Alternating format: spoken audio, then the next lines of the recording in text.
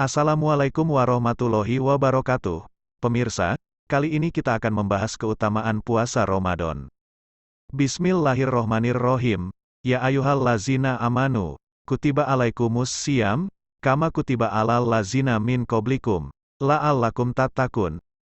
Ayyamam makdudatin, faman kana minkum maridon, au ala safarin, faiddatun min ayyamin ukoro. Dengan nama Allah, yang Maha Pengasih, lagi Maha Penyayang.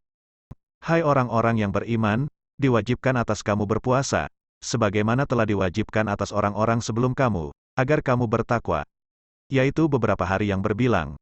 Maka, barang siapa di antara kamu ada yang sakit, atau dalam perjalanan, lalu ia berbuka, maka wajiblah baginya berpuasa sebanyak hari yang ditinggalkan itu pada hari-hari yang lain.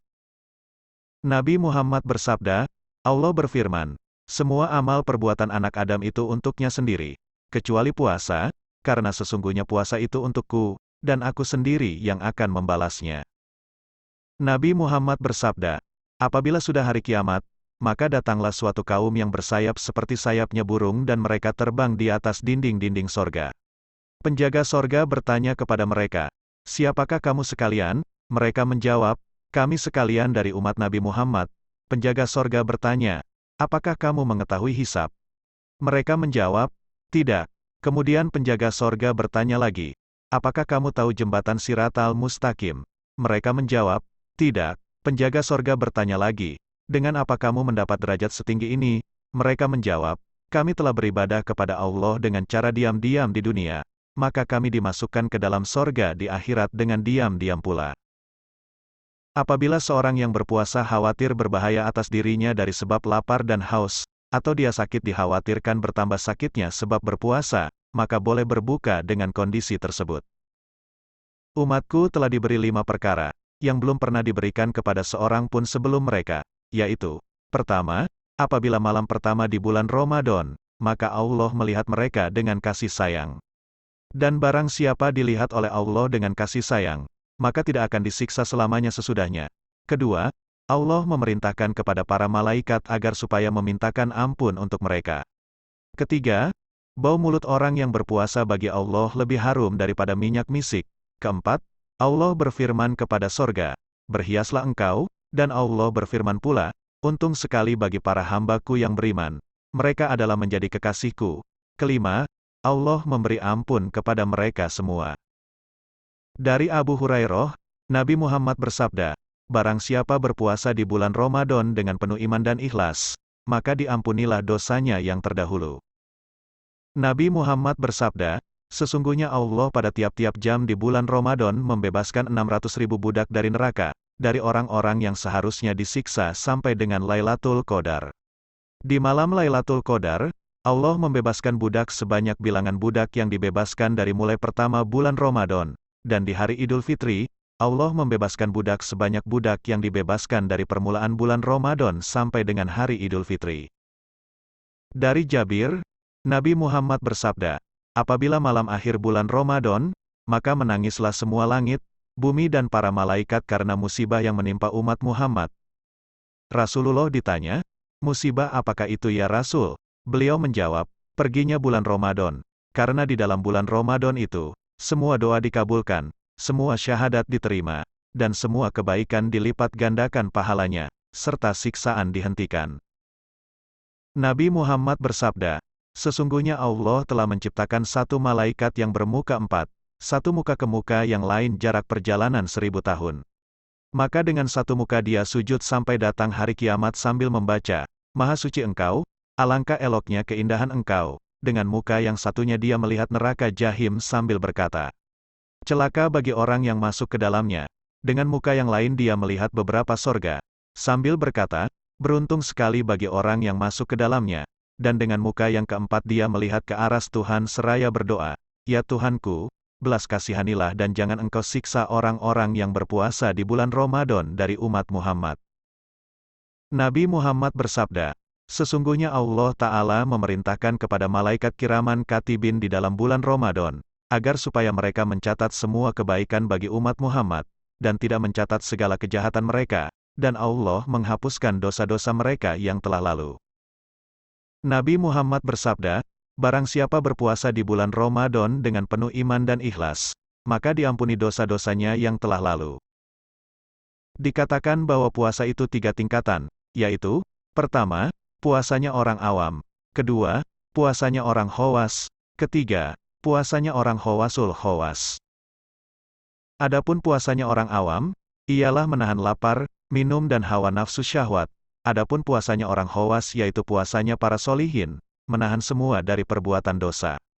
Puasa ini akan bisa sempurna dengan membiasakan 5 perkara, yaitu, pertama, memejamkan mata dari segala sesuatu yang tercela menurut agama. Kedua, menjaga lisan dari membicarakan persoalan orang lain yang tidak disukai oleh orang itu dari berkata dusta, adu domba dan dari sumpah palsu. Dari Anas, Nabi Muhammad bersabda, 5 perkara yang menghapus pahala puasa, yaitu dusta, menggibah, adu domba, sumpah palsu dan melihat dengan nafsu syahwat.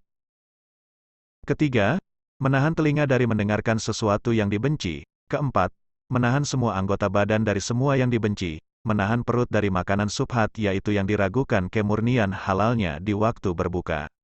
Nabi bersabda, berapa banyak orang berpuasa, hasil puasanya hanyalah lapar dan haus. Kelima, hendaknya orang yang berpuasa tidak terlalu banyak makan. Nabi bersabda, tiada tempat yang dibenci oleh Allah dari perut yang penuh dengan yang halal. Adapun puasanya orang khawasul khawas yaitu, menahan hati dari kemauan yang rendah dan dari pemikiran terhadap duniawi, dan menahan pikiran kepada selain Allah secara menyeluruh. Apabila ingat selain Allah sesaat, maka batallah puasanya, dan ini adalah martabat para nabi, rasul dan wali-wali Allah, dan hakikatnya kedudukan golongan ini mereka hanya mengingat Allah dengan seluruh jiwa raga, berpaling dari selain Allah. Firman Allah Ta'ala, puasa itu untukku, maka aku sendiri yang akan membalasnya. Maksud ayat ini bahwa Allah itu tidak makan dan minum, maka dia sendiri yang tahu hakikat puasa. Puasa disandarkan atas keadaan Allah itu sendiri, maka dia sendiri yang tahu cara membalasnya. Adapun puasa balasannya ialah bertemu Allah. Kata Allah, aku melihat kepadanya dan dia pun melihat aku, dia berbicara kepadaku, dan aku pun berbicara kepadanya tanpa perantara. Puasa adalah menahan hawa nafsu syahwat. Syahwat bisa menjadi kuat karena makan dan minum, maka untuk meredamnya wajiblah berpuasa. Ketika diperintahkan berpuasa, bahwa setelah Allah menjadikan akal, Allah berfirman kepada akal, menghadaplah engkau, akal pun menghadap, dan Allah berfirman lagi, berbaliklah engkau, akal pun berbalik, kemudian Allah berfirman, siapa engkau dan siapa aku? Akal menjawab, engkau Tuhanku dan aku adalah hamba-Mu yang doif, lemah. Maka Allah berfirman, hai akal, tidak kuciptakan makhluk yang lebih mulia daripada engkau. Kemudian Allah menciptakan nafsu, dan berfirman kepadanya, menghadaplah engkau, nafsu tidak menjawabnya. Kemudian Allah berfirman lagi, siapa engkau dan siapa aku? Nafsu menjawab, aku adalah aku, engkau adalah engkau. Maka Allah menyiksanya dengan neraka jahim selama 100 tahun, kemudian mengeluarkannya, maka Allah berfirman, siapa engkau dan siapa aku? Nafsu menjawab seperti semula. Kemudian Allah menempatkannya di neraka Juuk selama 100 tahun, maka Allah bertanya lagi kepadanya, dan nafsu barulah mengakui sebagai hamba dan Allah adalah Tuhan, maka dengan inilah Allah mewajibkan kepadanya berpuasa.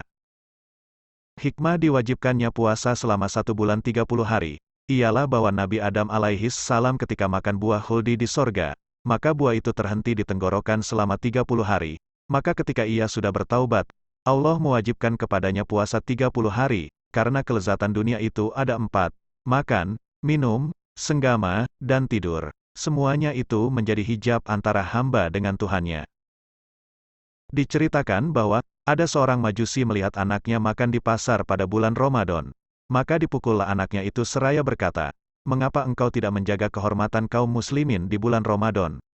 Ketika orang majusi itu telah meninggal, ada seorang alim mimpi melihatnya berada di atas balai kehormatan di surga.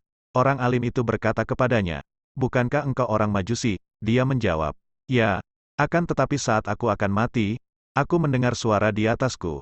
Hai para malaikatku, janganlah dia engkau tinggalkan sebagai seorang majusi, tapi muliakan dia sebagai muslim dikarenakan ia telah menghormati bulan Ramadan.